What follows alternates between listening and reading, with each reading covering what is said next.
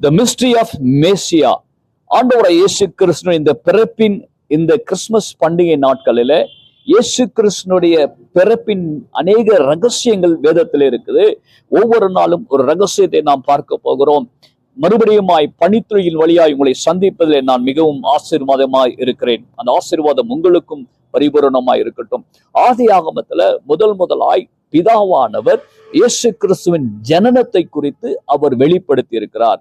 3 பேருக்கு அந்த காரியங்களை அவர் வெளிப்படுத்துகிறார். ஒன்று சர்பத்துக்கு அவர் வெளிப்படுத்தினார், இரண்டாவது ஆதாமுக்கு அது வெளிப்படுத்தினார், மூன்றாவது பாவத்தை போக்குவதற்காய் இந்த உலகத்திற்கு அவர் ஒரு காரியத்தை சொல்லியிருக்கிறார்.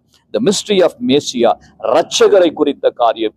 அங்க ஆதியாகமம் 3ஆம் அதிகாரம் 15ஆம் வசனத்துல தேவன் சொல்கிறாரு, உன் வித்துக்கும் அவள் வித்துக்கும் பகை உண்டாக்குவேன், அவர் உன் தலையை நசுக்குவார், நீ அவர் குதிகாலை நசுக்குவாய்.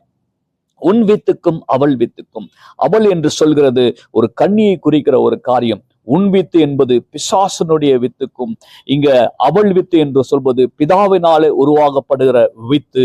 நல்லா கவனிக்கணும். இங்க ஆண் வித்து என்று சொல்ல அவன் வித்து என்று சொல்லல, அவள் வித்து என்று சொல்கிறார். அவள் என்று சொல்கிற பொழுது ஒரு ஸ்திரீ தனியாக கர்ப்பம் தரிக்க முடியாது, நம்ம எல்லாருக்கும் தெரிந்த ஒரு விஷயம்.